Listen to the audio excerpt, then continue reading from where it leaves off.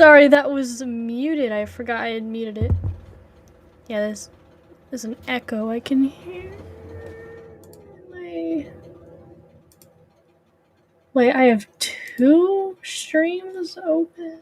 Oh, maybe that's why we had that's why we had the special guest thing. Okay.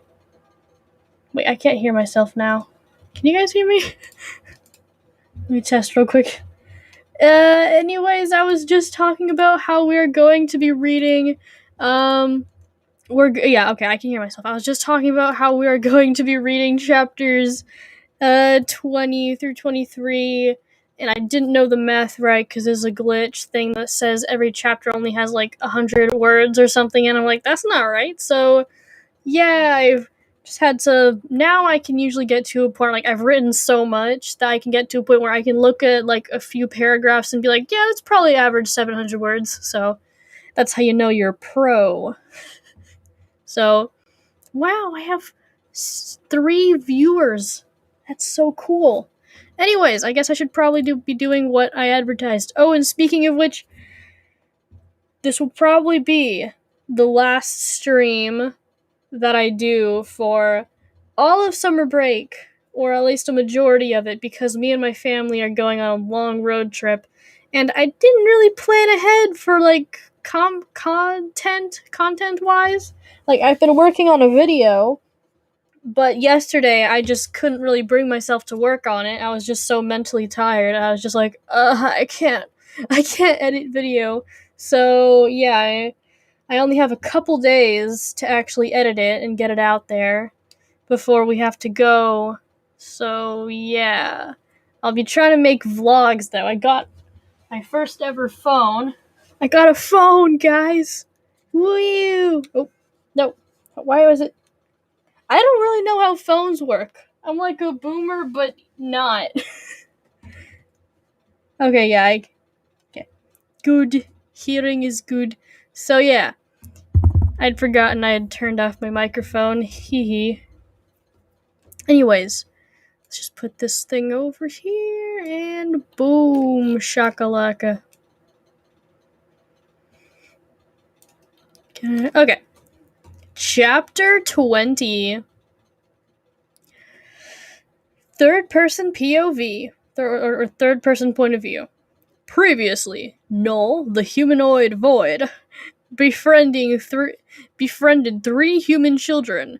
The oldest, Stefan, the second oldest, Nea, and the youngest, Toby. With great excitement following, Noel learned that there were not only those 3 remaining survivors, but an entire village, or more, all hiding beneath the ground, away from Herobrine, its new target. Oh yeah, the void thing's new target. Come on, it's just this way. Nea guided the dark, mysterious figure with zero fear through the forest. Her young and older brothers right behind her. Noel watched the 3 with a joy it hadn't felt in years, maybe even ever. Not only did it now know that the humans were okay, but that it was trusted by such adorable children. Nea, are you sure you want to show this thing where our home is? The oldest and most skeptical of the 3 asked. The youngest mostly just followed along carelessly, looking around at anything that moved in the peaceful sunshine gliding through the trees. Really, Steph? I would have thought after that zombie attack, when you tried to run back home on your own last night, would have been enough to know he is on your side, Nea pointed out. True, the oldest mumbled, looking up through the corner of his eyes apologetically at the void in the form of some humanoid being. Keep spirit and stay healthy. Good tips. Nauval 1506. Hello to the stream. The oldest mumbled, looking up through the corner of his eye apologetically at the void in the form of some humanoid being. Just how do we know how how everybody else will react. I'm guessing it will be attacked, or worse.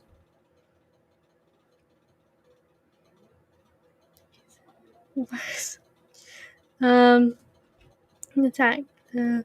Else will react. I'm guessing it will be attacked or worse. And we would be double punished for taking a stranger with us. The youngest, I don't have any end quotes. Oh no. Oh no, the errors. The errors. Ah. Alright, where was I? Okay. Youngest squirmed at the idea, but Naya stayed firm in her steps. I'm sure everything will turn out all right. He is pretty strong after all. The other two just shrugged. Finally, they came across a cliff face, which cut straight down the mountain's edge and was immediately covered by shrubbery. Vines coated the very faint outline of a cave which the three children had no fear while entering. Noel took a quick look around, scanning for any peering eyes, as well as keeping track of the path it had taken. Finally, it pushed some vines aside, perfectly blending in with the darkness of the cave. Sorry, that was weird. Those are our mines, Naya pointed out as a minecart paused the group a brief moment as by it passing them. Okay, words are interesting. They double as a maze, so we can escape Herobrine if he were ever to find us. Some of the tunnels even lead to strongholds. We're figuring out how to build our own end portals so we can escape there if needed. The only problem is that hardly any Endermen teleport down here, which is probably a good thing, now that I think about it. Naya then began some sort of tour, telling Noel all about how they have managed to live underground for so long, how their farms work, both crops and animals, and the fact that several railroads link up with other underground villages far and wide, all keeping in close communication with one another, so that they can be prepared if needed. Good thing Noel wasn't secretly on Herobrine's side, because then all the precious information the girl was sharing would only hinder her in the end. All right, Naya, I think you have talked enough to tire out the poor thing's ears. We're here, anyways, Stefan said, pulling away some more vines, revealing a wide open space. It was beautiful. The whole village was built into a massive, snaking and swerving cave.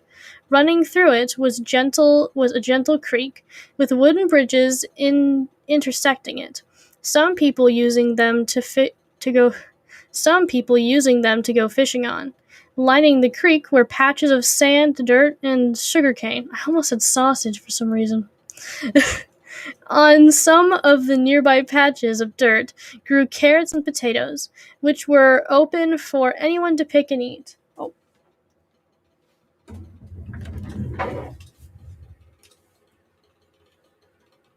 Sorry, I just kind of vanished. Okay. Here we are again. I think these might help.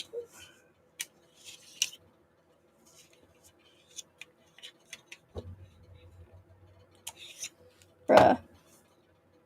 Oh my gosh, these things are so foggy. Sorry, guys. Trying to make it easier to read or something.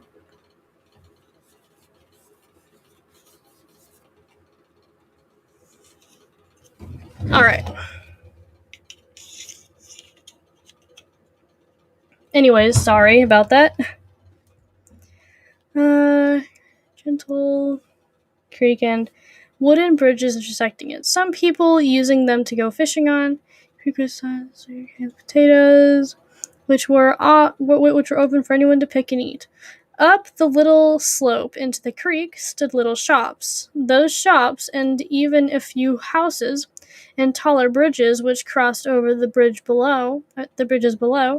Little lanterns hung from the taller bridges, providing light for the Wild Creek. Okay? Like the little creek, I guess. The shops themselves were made with materials from all over the world. Living in a certain biome was no longer a factor.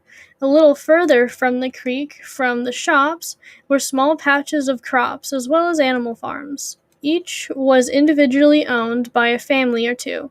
Some were owned by the businesses. Even further outward from that were the fronts of houses and storage buildings literally dug into the walls of the caves themselves, leaving plenty of room for the trees growing around them.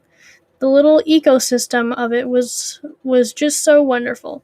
The humans never ceased to amaze Noel, even in a time of panic and having to retreat underground to survive.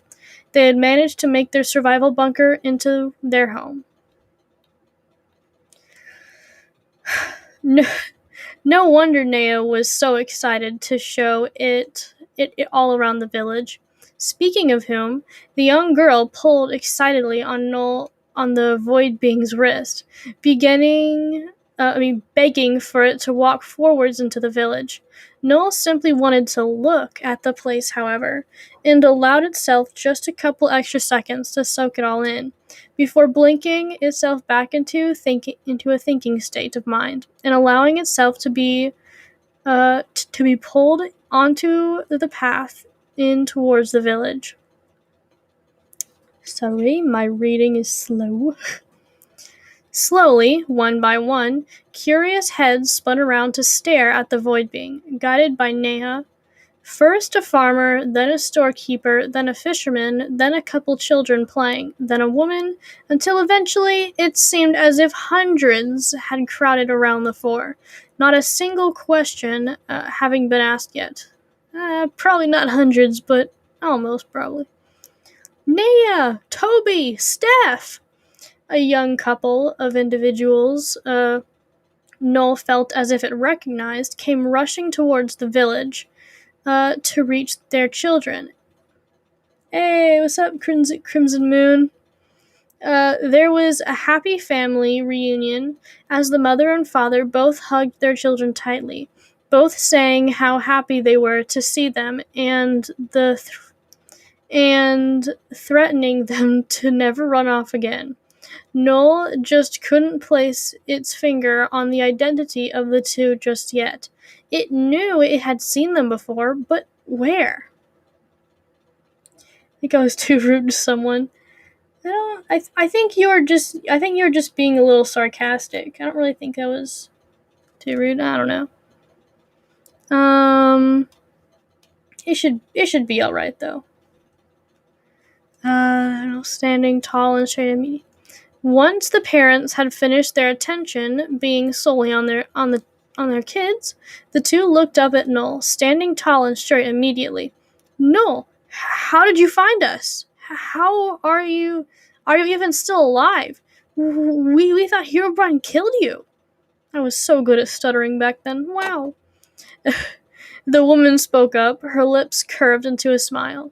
She wore a green short-sleeved shirt, brown pants, and gray boots, and sported bright red hair and bright green eyes. Meanwhile, her husband wore a teal blue t-shirt, dark blue, nearly purple pants, and darkened short brown hair, a little beard, and dark purple eyes. Wait, Stephen and Alexa? Noel's eyes shot wide when it finally remembered who the two were. They had been the two entrusted with the charge of Noel's small army in that little attack on one of Herobrine's storage fortresses. They had been the ones who most trusted leading they had been the ones it most trusted leading the humans by its side. Apostrophes.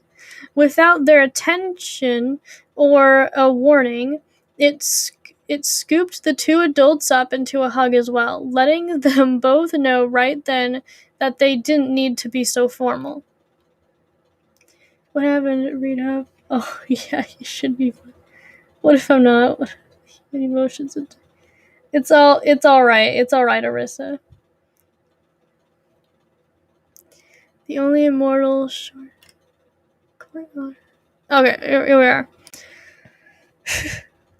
Quite honestly, the Void Being had no idea the two would end up together, especially with their almost opposite personalities. But you can't just predict things like that now, can you? As soon as Noel put the two down, it seemed as if the entire village relaxed. Then the questions started flooding. Apparently, everyone already knew who Noel was and anxiously wanted their questions to be answered by the immortal. The three kids looked a little surprised. Apparently, they had no idea that this character was actually Noel, the only immortal, sort of, fully on their side. Wait, everybody quiet! Naya jumped between the impending questions and the slowly being overwhelmed figure. He can't speak. I don't know why, but you will have to wait patiently for answers. Thankfully, everyone listened to the voice of reason and silently agreed on simply writing down their questions for later. As the crowds were dispersed, as the crowds were dispersing, Alexa was the first to properly speak to Noel about what Naya had just said. I don't remember how to make friends either. Oh no. Yeah, it's been so long. Oh wait, I forgot. One moment. I need to fix thing. I forgot I wasn't wearing my shirt thing.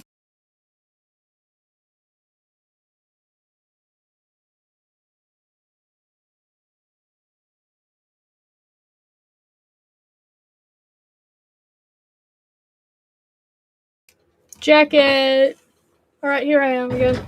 Sorry. Just be yourself in either. Yeah, that's what I'd say. Just be yourself, but I mean, really, if you want to make friends, I suggest just going into the real world, as hard as that might be, and then just watching people and seeing how they make friends. Don't watch movies. That's certainly not a way to make friends. Don't just watch movies and take notes, because that's not how you make friends at all.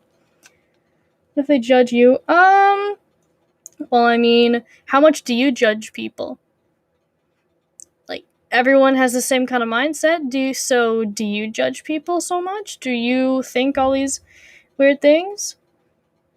I mean, would you judge people are usually a lot more judgmental of themselves than they are of other people, so just think about how much you think, how much you judge people versus how much you judge yourself, and just be like, alright, so people are probably not going to judge me as much as I judge myself. So, just a little tip there with anxiety related stuff. So yeah, anyways, back to reading. You won't be good. Yeah. Also that too. Good thing, Crimson Moon. Then if they did judge you, then they probably wouldn't be good friends anyways. But yeah, a big thing is just to think about how people don't judge you as much as you judge yourself. Oh, you don't have to feel bad about it. You didn't say anything like incredibly. You didn't say anything bad. Yeah, just said can't speak. Can't speak? How? Noel's head slowly lowered to view its feet, kicking a small pebble aside. Spotting a stick, the Void Being picked it up and slowly wrote down on the ground. Torture. Oh my gosh. Once the adults spotted it, Noel quickly smudged back over it with its foot so the curious kids, Naya especially, would not read it as well. There was a small gasp from Alexa and Steven as Noel covered the words back up. No way. Why? Alexa then asked. Noel answered a little slower that time. He wanted to know what I was. Then it added a little afterwards, I am sorry. I am the reason so many of you have been killed. Noel looked away in mourning, only to feel a gentle hand rest on his shoulder. No, you aren't. The war was inevitable. We would have been sucked into it sooner or later. May as well have been sooner, since now we get to live in peace. Alexa spoke softly. Even Stephen came up to pat it on the back a little. No, Noel again wrote on the ground. This is not freedom. You need to be on the surface. I must kill Herobrine. Yeah, we all have flaws. It's very good wisdom, Crimson Moon. Oh, yeah, I think it all depends on it.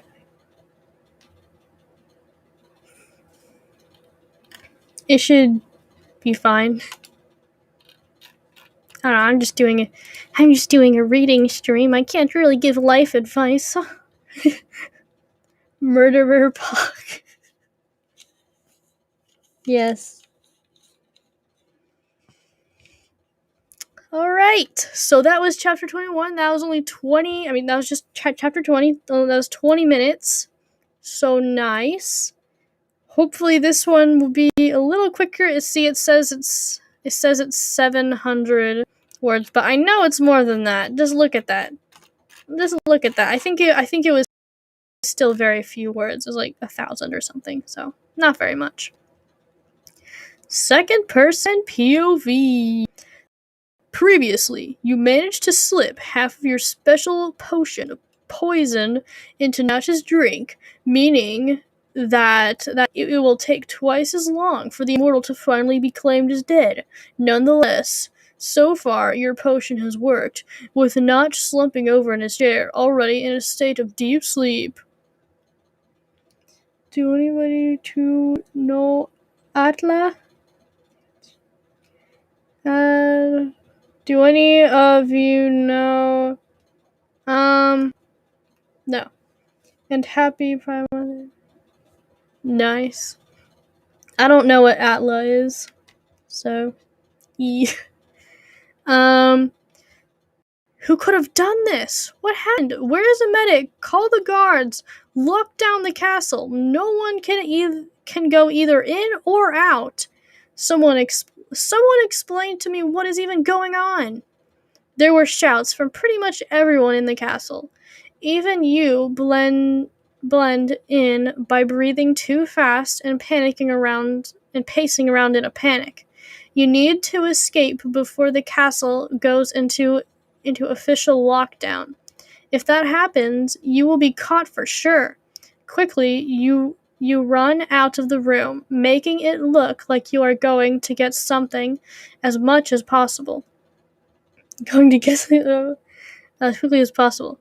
Once in the silence of the distant hallway, you slip the maid's outfit off you and run to the window. You get through. It is just a little bigger than the majority of the windows, so quite a tight squeeze. But luckily you are small. Once you have climbed your way down safely onto the ground, you hear a small whistle and see Carter has perfectly hidden himself and the horse from a first glance look. You smile slightly, nearly out of trouble, and run over to the tree line as quickly as humanly possible. Your special energy helping you run a little quicker than even that. What are they doing now? They're escaping castle because Notch is dead. Or not dead, just poisoned.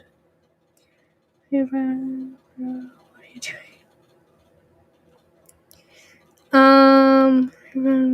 Quicker than even. But you are far from safe just yet. Just outside the window, the gentleman from before spots you running, putting things together in his head. He needs this deal with Notch, so the other immortals will follow along as well. Maybe this is how he gets it.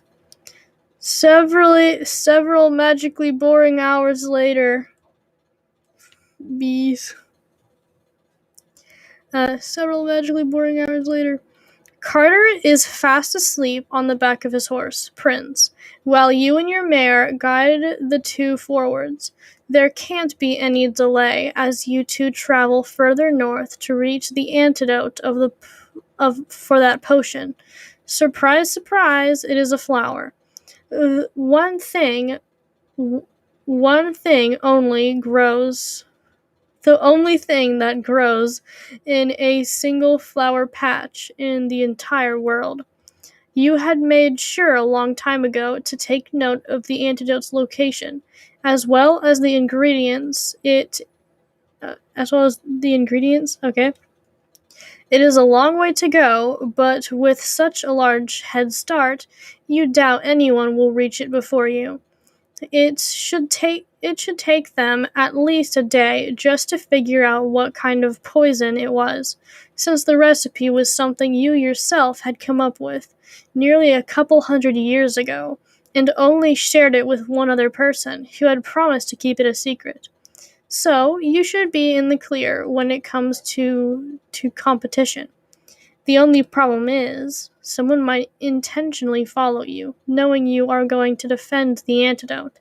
If so, then that is very smart of them. However, they better have the fastest reflexes in the world if they want to go up against you and your newly crafted bow and arrows. Rainbow bees. Night finally sets in, and you and Carter both decide that keeping up the same pace is a smart idea. So you lay down on your own horse and fall asleep. Carter takes charge for several hours until there is a sound unlike a zombie, skeleton, spider, or even an Enderman. A human. Playing it casual, Carter slows Prince down until both your horses are side by side, and he gently pokes your shoulder. Why did you tell them that dumb people aren't trustworthy? Well, some people are. Just depends on the thing. I can't do that. E. Oh,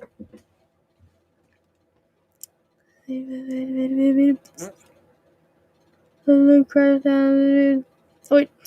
Psst. Cody, I mean Andrea. I think we have a follower.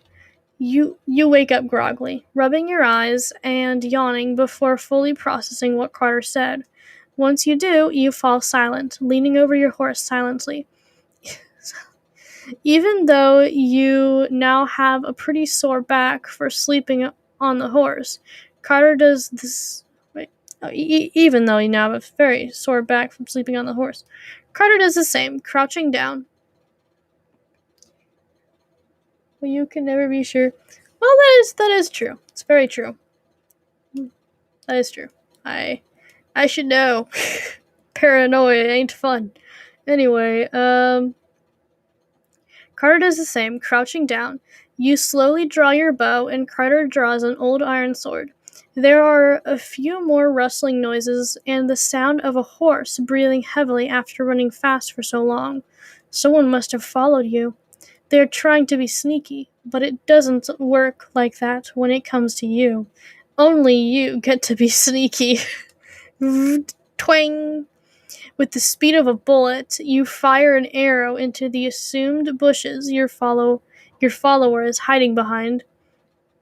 Immediately, you hear someone yell in pain, desperately trying to muffle their own voice, but their horse completely gives it away by running out into the small clearing you and Carter are currently in. The horse is uncontrollable as it attempts to buck away invisible threats, until eventually its rider clumsily slips off and the horse runs back into the forest for fear of the sound he made while hitting the ground.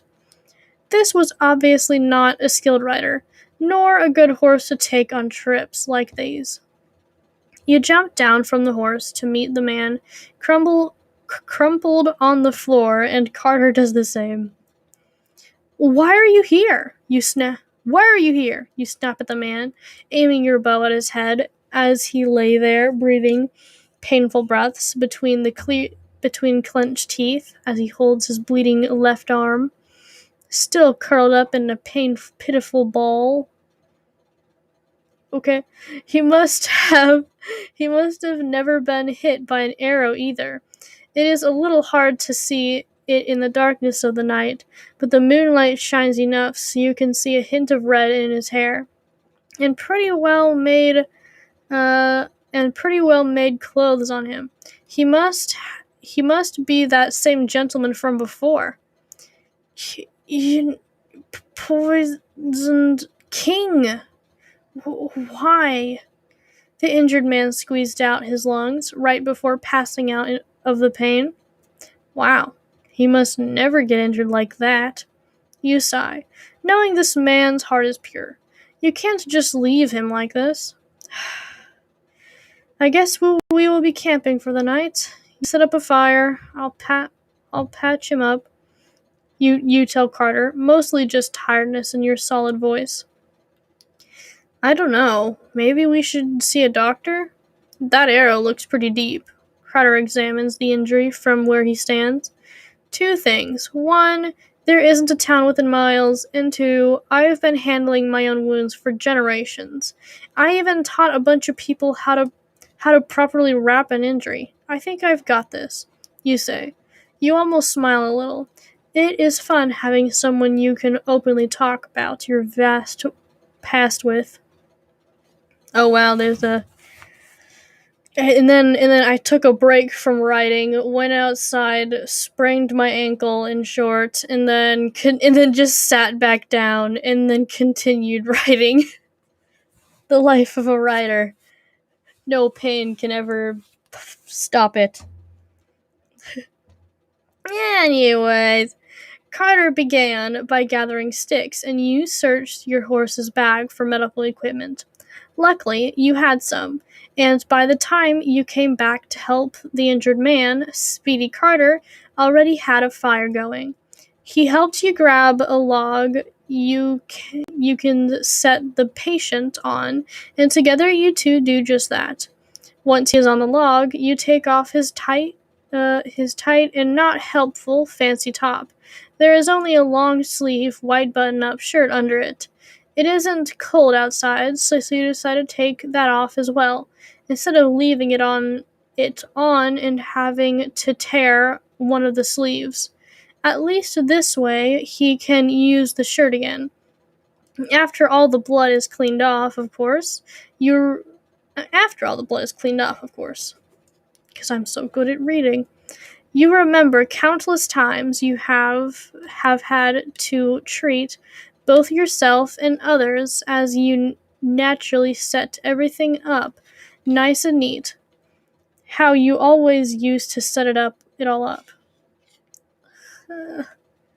Oh man, it's just these tiny bits just don't need to exist. Anyways, and you get to work right away, carefully pulling out the arrow, using a bottle of water to make cloth wet, using the cloth to clean the cut, grabbing a potion of healing and dripping a bit of that on there, and finally sewing up the wound a little since the potion isn't that strong. And finally, after one last dabbing of the cloth on his arm, you let it dry before wrapping it up snugly. Yeah, I can definitely look at this. Like, I wrote this like a year ago now, like a full year ago now. Maybe even a year and a half. And I can probably say that I've definitely improved when it comes to writing, just in general. But also just with scenes like this, instead of like taking like a entire paragraph, it actually helps as a writer to be able to condense large things into much smaller things, which actually is helpful because then that means you can put more effort into better parts of the book.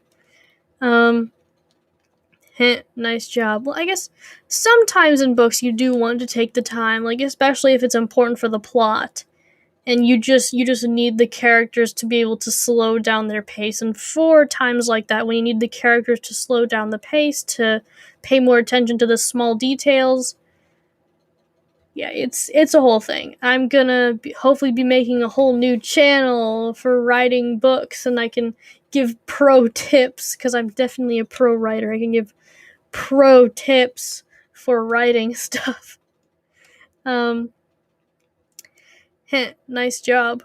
Carter takes notice of your handiwork once you are done, as he sits in front of the fire on another log.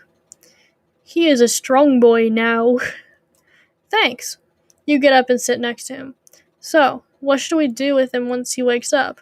Carter asks. You look at the shirtless redhead laying on the floor. I don't know why I use that's a word to describe. Like, seriously? Seriously? I mean, it isn't just that. It's words. Okay? Moment of silence. Okay, good. I heard him speak. Sorry. Moment of silence for my idiocy. Anyway. I heard him speaking with Notch earlier. He wasn't necessarily on his side, so he must be trying to earn Notch's favor by finding the antidote. If I can somehow explain to him how the higher immortals are only going to end up destroying everything as a cause of war, then he might join us and become a very valuable ally. Because I am not here just to kill them, but to make sure the humans, you and your people, are able to live peacefully, which seems to be his goal too. And he clearly knows a lot about the government of this world. Knowledge which I am lacking. You explain. I'm so good at talking stuff. Anyways, dialogue, that's the word. You explain. As much as you try, you can't help but slip out a few smart-sounding words. Oh, that wasn't smart-sounding, my dear. And phrases in your tired state. Something random, but you tend to talk smarter when tired or something. Yeah, that's just delusional. Nice. Just keep a note. Usually when I write, it's usually like at 2 to 3 a.m. That's my most often time for writing. So if I get moments like these, like today, I wrote this actually in the daytime because it was daytime when I sprained my ankle. But I don't know. Sometimes I don't know why, but usually I write better when it's like 2 a.m. I don't even know why. Okay, so you explain what you're trying or something. Okay. So we just wait then? Carter asks another question. You sigh a little, looking up into the sky to see millions of stars. It won't be long. He should be up by morning. As for us, we should probably go to sleep too. You suggest. My throat. I don't talk this much. As long as we should probably go to sleep too. Just you keep your eyes on the. You suggest as you keep your eyes on the heavens. Carter looks up too for a brief moment. A quick sigh from him tells you that he too remembers the time when you and him spoke so long ago, back when you were Cody, and you both just watched the stars silently. After that brief sigh, Carter stands up and grabs a sleeping bag, lays it down, and crawls inside of it. You just listen to the silence of the night, crackling of the fire and the smell of the gentle breeze as it blows the scent of both the trees and animals past you. You smile slightly. This is what you have been fighting for. You look down once again at the two asleep men as they rest without a care in the world. A distant rabbit catches your attention, and you watch as it dances alongside another in the moonlight. A bat briskly flutters over the trees in the distance. Yes. This is what you will continue to fight for. Life. Yes. Now let me just go limp on over to the freezer and get something to put on my ankle. Ah, yes. I suffer for the writing, for the arts. Man, it's 2 chapters already, and we're 43 minutes in. Alright. Wait, did I read this one? I think I already did. Yep, I read this one already. Alright. This one, chapter 22. I miss my bee friends. I know, right? They be back in other times. Don't worry. They be back. They be back. Third person POV. Previously, after following Naya, Stefan, and Toby to their underground village, Noel met up with their parents, Stephen and Alexa, who were once soldiers in its previous army. After some conversing, Noel agreed in his heart that it was finally time to confront Herobrine. Ooh, I liked this chapter. Wait, this one's really long though. Never mind. I thought it was really long. Must be a different one. Yeah. Anyway, with the sun, I'm gonna drink water. Okay, good. We good now. With the sun rose an army. The army was vast, well-trained, suited with the strongest of armor, diamond. Netherite didn't exist back then, so that's how you know. And ready to rock and roll. Ready to rock and roll. In a newly created fortress were the 2 immortals, Herobrine and Notch, were preparing to find and defeat Null. The 2 woke wide-eyed that morning, knowing in their never-dying minds that trouble was afoot. Both flew to the top of their shared fortress at once, catching the horrifying sight of an entire army, consisting of both humans and new gray-faced soldiers, marching with the sun in the direction, all being led by none other than Null. The dark void's glowing white eyes seemed to be ablaze with the flames as it marched before its troops, a larger cloud of darkness around it than usual. Eyeing Notch so close to his brother, with there being no quarrel between the 2, it could only assume the 2 had teamed up in order to destroy it. It would like to see that. In aid of the Protector! The humans all hollered in unison, charging forth into what would soon be the battlefield. Without any organization, the portals of the Nether were opened between Null and the castle, and poured the remains of Herobrine's army from his last battle with Notch all those years ago, obviously unprepared to face Null's army. Its army had been trained differently than most, depending on the situation. The soldiers had been taught to either form one massive group or split off into smaller groups in order to easily break through the enemy defenses. There was much more to it than that, but months of training cannot easily be described in a few sentences. Herobrine growled at his own army for their mindlessness, and many of them were easily outwitted by the humans playing simple strategy games with them on the battlefield. The war had only begun, and already Herobrine was losing to those pesky humans. Whoop. A noise of rustling wind passed by the immortals without them even knowing the source. There it was again, but sounding even faster.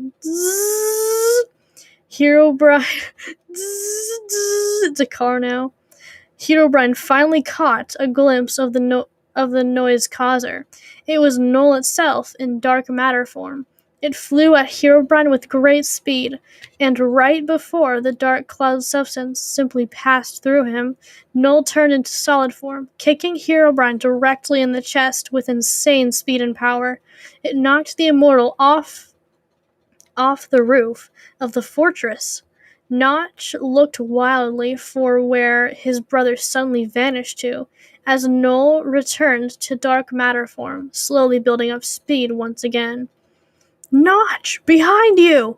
Herobrine warned his brother, giving the immortal just enough time to turn, notice Null zipping his way, and jumping out of the way just in time.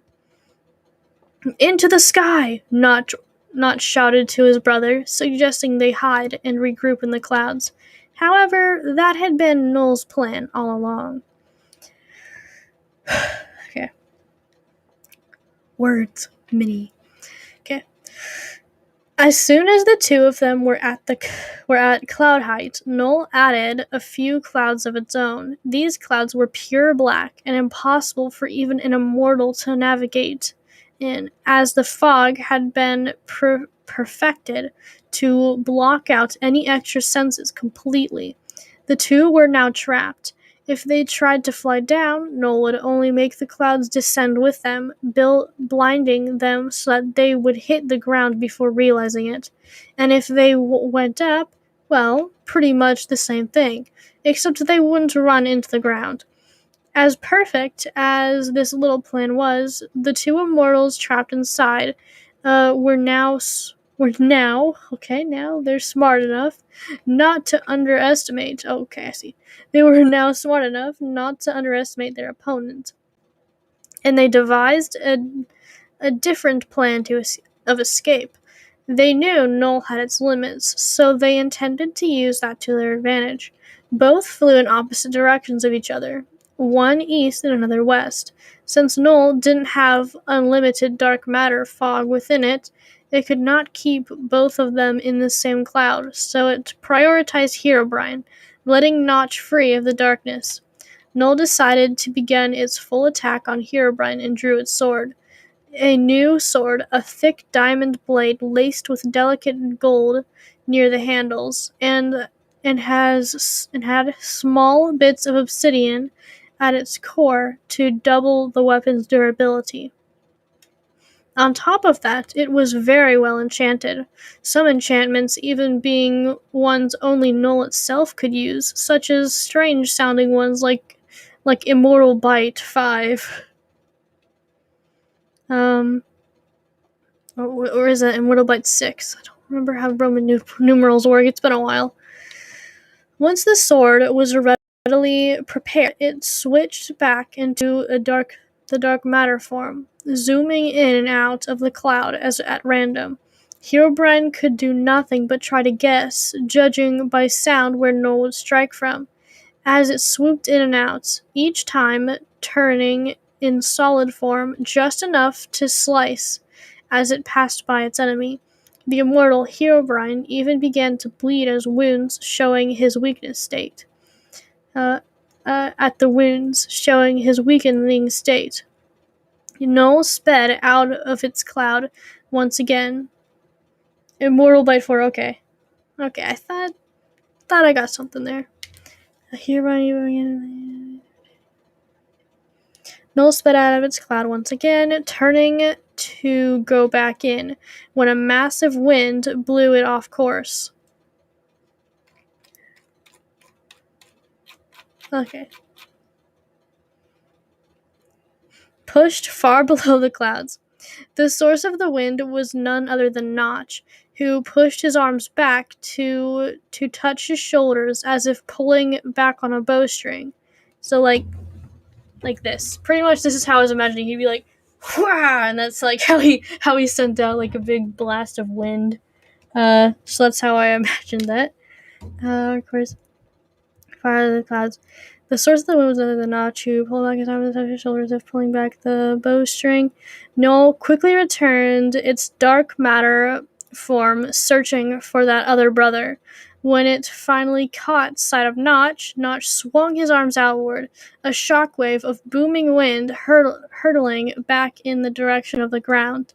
Notch followed Noel down, continuing his waves of wind until the thing slammed into the ground, taking down any trees that tried to cushion its fall along with it. Noel reawoke from its dizzy gaze with a startle as Herobrine's dark obsidian blade pierced its heart, where the dark form half lay falling. Noel looked up into Herobrine's eyes with remorse, silently pleading to be spared as the unbearable pain shot through its version of a body in volts. Okay. I'm confused. Herobrine only grinned, teeth showing, and he sliced downwards, the sword still lodged in its chest. Slowly, Noel rocked slightly, overwhelmed by the pain. Herobrine knelt down and growled in its ear. You never stood a chance, pet. The Noel only shuddered in response. I bet you never even figured out your purpose, did you? I bet. The only reason you bonded with the human species in the first place was because of how worthless you felt. At that last bit, the obsidian blade was yanked from the dark form's chest, just out of interest. Just out of interest, Herobrine I forgot this was the sentence. Just out of interest, Herobrine glanced at his sword to see if there was any form of blood on it. Still, none. Face it, Noel. You're just a mistake the universe happened to make. Angered, talking the void being down further, Herobrine lifted his sword to thrust it into the being's head. The only reason you even still exist is because all you are is some black hole of power. Power that will be mine when I kill you. Herobrine then brought his sword upon the dark void creature, slicing even the gentle breeze as a pain-provoking noise took its place. The world was silenced as Herobrine panted, fueled by anger. Since Noel was so dark, Herobrine didn't quite know from that angle if he had the figure's eyes, if the figure's eyes had closed upon its death, or if it had hit another part. Tilting a little to the side, Herobrine's face paled when two glowing eyes met with his identical ones, except they were shining like blazing stars, a form of determination in them. Looking at his sword, Herobrine saw that Noel had just barely managed to stick up its arm to defend its head. Sure, the form's arm hurt like mad, but it was nothing compared to when it had been stabbed in the head prior. Yup, double glasses. Double glasses time. I can't believe I was actually afraid of you for so long. You're full of nothing but lies. Lies made to cover up your true fear. I really was being an idiot back then. Noel spoke to Herobrine through its mind. Herobrine gulped, finally having his bluff seen through. I have a feeling that it is you who are feeling purposeless, because I have a purpose far greater than yours. And that is to bring peace back to this world. Noel shouted in Herobrine's head, punching its foe in the gut to add onto it. Herobrine went falling back, yanking his sword with him from Noel's arm. He was not going to let that sword go. Noel weakly pushed itself to its feet, its arm curled up and its side nearly useless. But the battle was not over. It was far from that. Alright. One more chapter to go, peeps! There's 1, 2, 3, alright. Then after that, we'll just have 3 chapters left. That'll probably be after I return after like a month. Because I'm going on like a month-long vacation so I'm probably not going to be able to do any of those streams for a full month. So yeah, we got 58 minutes in. Nice. This will be the last chapter. So everybody gets sort of hyped. I don't really think this one's going to be that interesting. I don't remember. Anyways, second person POV. Previously, after a successful escape from Notch's castle, you and Carter managed to ride away from the far and mystical ingredient, which is supposed to be the only way one could save the high-ranking immortal. On your way there, however, you came across a follower, the gentleman from before, who attempted to stalk you in order to get on Notch's good side, thanks to an unfortunate series of events for him, mostly having to do with your bow. The man fell limp, still alive, but making you two stop to set up camp, awaiting his returning conscience.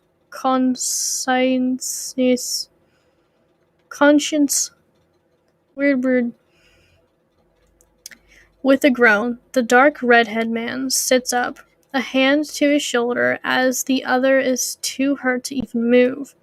"Mornin'," you say plainly, allowing him to process the world around him as he looks around.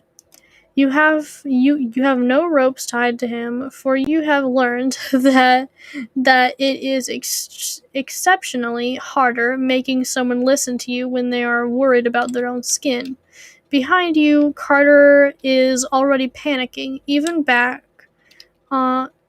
everything back onto the horses.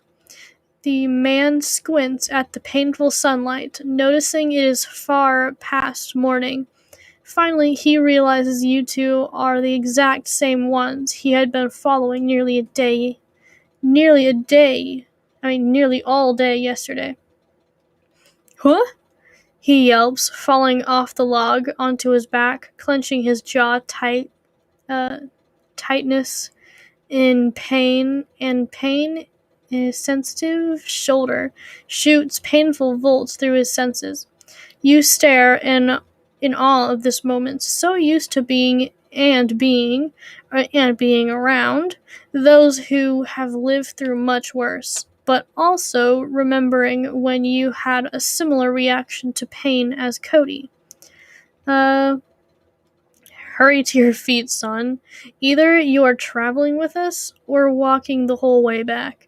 Keep in mind, we don't intend on hurting you. In fact, I like your idea of the immortals signing agreements of peace with us. With a few minor tweaks. It should benefit both sides equally, you say to the human as he shuffles to his feet. The man just gives you a quick look of confusion, for more reason than one. Gosh, you can't let old wordings leave your mouth. Maybe being around someone who finally understood was a bad idea. Son? Listen, I may not know exactly who you two are, but I know you can't be my parents.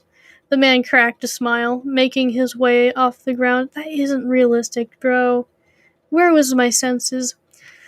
Sorry, you were quick to apologize, bluntly hoping that he would just ignore the rest. By the time the man is up from off the ground, Carter has already finished packing what little had been laying about. The man seems to think greatly about walking back, but turns to you with a new question every time he looks, as if he's going to step away. They're all questions about 1, your identity, 2, your mission, and 3, those changes you would make to that little pact he came up with. You don't fully answer most of them, preferring to only stay on the topic of your mission, but a few other small things slip out, most of which, thankfully, which thankfully go unnoticed by the man. So, are you going to come with us or not? You finally ask him. Oh yeah, might want to punch down a few trees and craft a sword on your way. It'll take most likely mean, it'll most likely be a few days before you can reach Notch's castle again, you ask, once on your horse. A very mild smirk rises on your face as you watch him thinking about his soon-to-be aching fists and the dreadful nights that would follow. I think I'll tag along just until we reach another town or something. But I still think, but I still need to know why you are so against Notch, especially enough to poison him. The man still looks to be against you, despite your detailed explanation about your plan earlier. Of course, it does make sense. He was probably one raised to believe that Notch was simply misunderstood or something. Your hand tightens around the reins of your horse.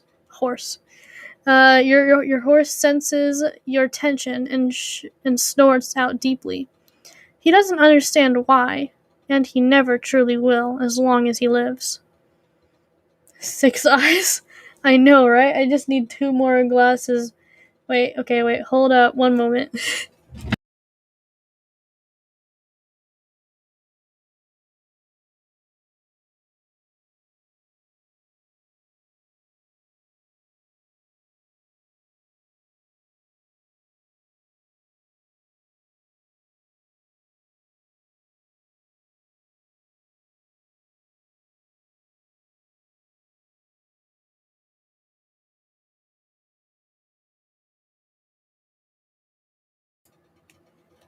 Yes, I can barely see anything. It's all blurry. Hello, everybody. See this? I can't read. I have like 8, 9, 10 eyes. Haha. Okay. Enough with those glasses. Those are my older pairs of glasses. But yeah, that was interesting to see that. Ooh, we've reached an hour. Nice. An hour in, and I was wearing 4 glasses. Epic. Yeah, I could barely even press the button to turn back on my screen thing just because I don't know, it was so blurry. So anyways, where was I? Don't do that, I know.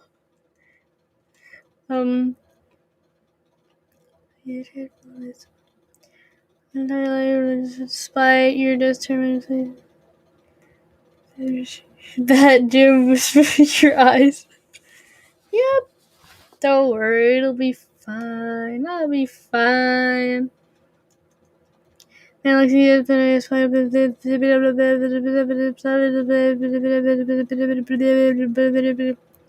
your hands tighten around your reins. Your horse.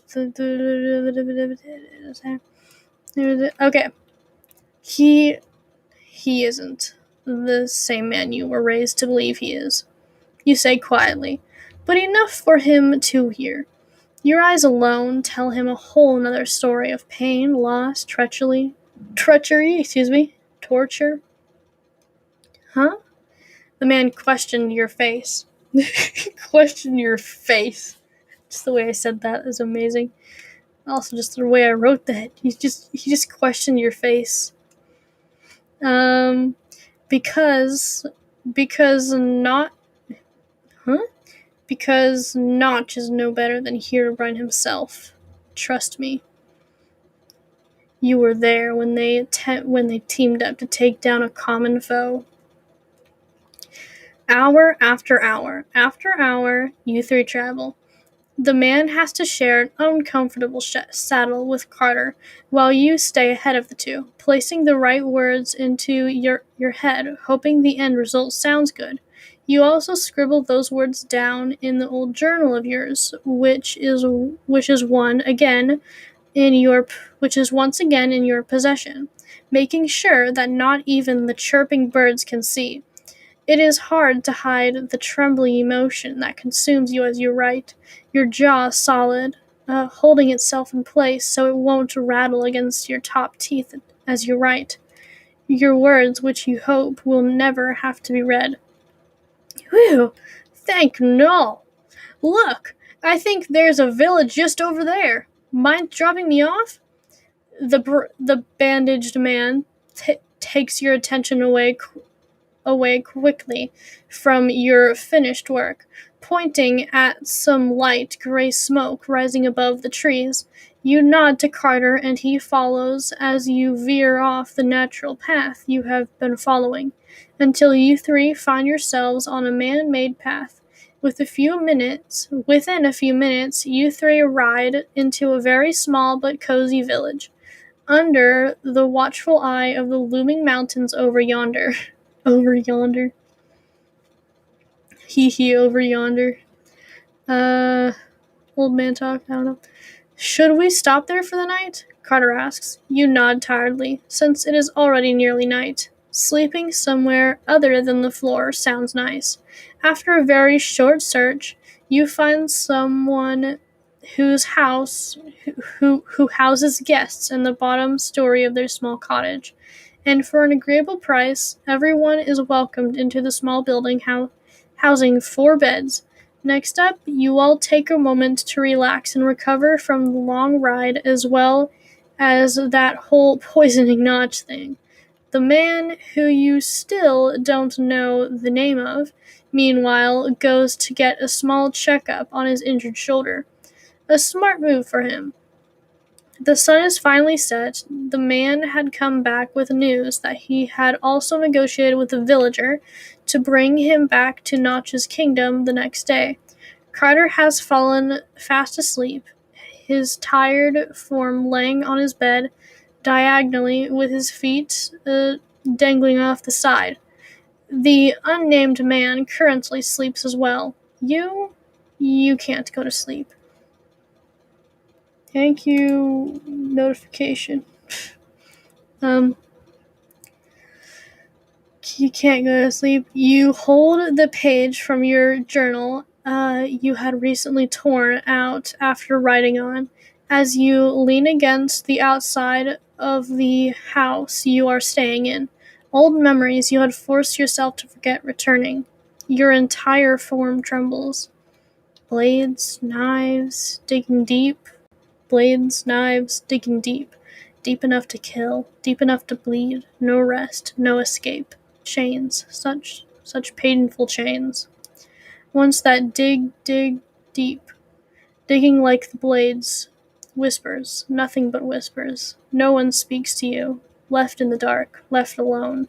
No one there to save you. Hidden like a gem, hidden like a weapon, hidden like a secret. No one speaks of you. His voice, cold, dark, merciless, his words shattering glass, his mind-boggling commands to kill. To kill. He never cared for you. He speaks to you. He asks about you. He questions you. He threatens you. He wants to know. He wants to know who you are. He wants to know what you are. He asks, and you don't answer. You can't answer. You literally cannot answer.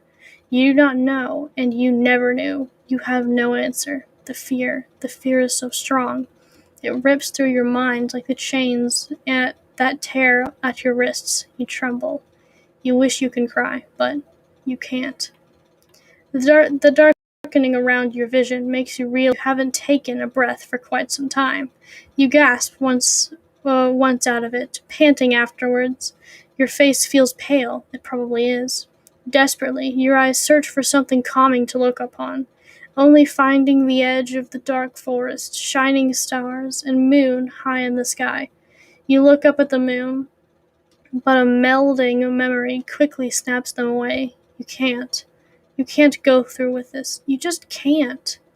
Trembling, you fall to your knees. No, memories. Memories the moon only added to. The darkness engulfs you as your heart fills with pain it had forced down centuries ago. The darkness feels as if it is only attempting to comfort you, but it does nothing. Your mind only fogs, trying to kick out all those memories. But one just spurs on another and another, like a domino effect. You remember nearly everything. Oh no, now the character remembers everything. Oh no. whispering. That is enough to take your mind off of everything, and the darkness and fog in your mind alike clears, allowing you to look over at the quiet sources of sound. You can't pick out much, but your head really takes care when you hear his name in the mix. You sure? I mean, it's just a rumor. Your ears your ears focus in on the two dark figures speaking in hushed tones. They all start as rumors. I'm not taking any chances this time. I say we leave this eastern territory entirely and get the heck out of here before he even shows his face in Afterwood. The other whispers harshly. You mean? Yes. That is what the rumors are saying. They believe he is headed to Afterwood this time. Those poor people. Those poor us. Now come on. We better leave for Ravens Creek before that city is even touched. Or who knows what. His attacks are getting worse each time. He might not even stop there. The conversation ended with the more urgent man grabbing and tugging the slightly younger man's wrist toward the only stable in the village. Other than their voices, you can see no way to identify them. But that isn't important. What is important is the news they just shared. You had absent-mindedly clutched the small piece of paper you held loosely. You can't let this happen. Not again. You need a new plan. What will you do? Pain. You know what you need to do. You can't allow Carter to follow you this time. You can't allow him to suffer anything even remotely similar to what you have suffered. And the further he is away from him, the further away he is from that same pain. Your jaw chatters as you unfold that same piece of paper. On the back, you add something new, using that same old feather pen you remember replacing many times before. You write down one last message. Don't go to Afterwood. Defend the antidote. After that, you delicately drew what he should be looking for, with some arrows pointing to it. The drawing of an elaborate-looking flower with an odd amount of petals, and an even odder, thin, wiry stem to go along with it. The last thing you do before leaving is slipping the piece of paper into your friend's shoe. Friend, yes. You rather like that title. Someone you can trust, someone who understands you, someone who must be protected at all costs. And so, you leave, having absolutely no idea what exactly you are heading into, but you are sick of waiting, sick to the core of being afraid. Better watch out, Herobrine. I'm coming for you. Boom shakalaka. We are done with these 4 chapters. My throat, if you cannot tell, is sore. Finally, woo!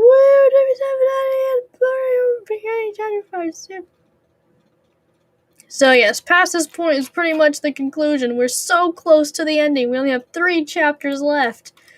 Oh my gosh. Oh no, not the edits. No. Nah. Okay. Anyways, I guess it's big page now. Okay. Thank you so much, everybody, for staying tuned and being a part of this epic reading adventure. Yay. So, thank you, and see you later, swarm of bees. I don't know. Anyway, make sure to unsubscribe and dislike. Let's actually do something. I'm gonna actually do an actual promotion. One is that hopefully my actual book that's like, I'm probably gonna say I've written it a little better than the one I was just reading, because it's much more recent. I'm gonna be actually publishing that. I just need to finish the last chapter of that book. I'm probably gonna be writing that on our vacation thing, and then I'll be done with the last chapter. And by last chapter, I mean it's the chapters for that book are very long. So by last chapter, I mean like 1/7 of the entire book. So yeah, have fun, everybody. You guys can, I guess, if you're watching this whenever it's already out, then go get that. Because I can write. I just can't read. I'm just kidding. I can't read.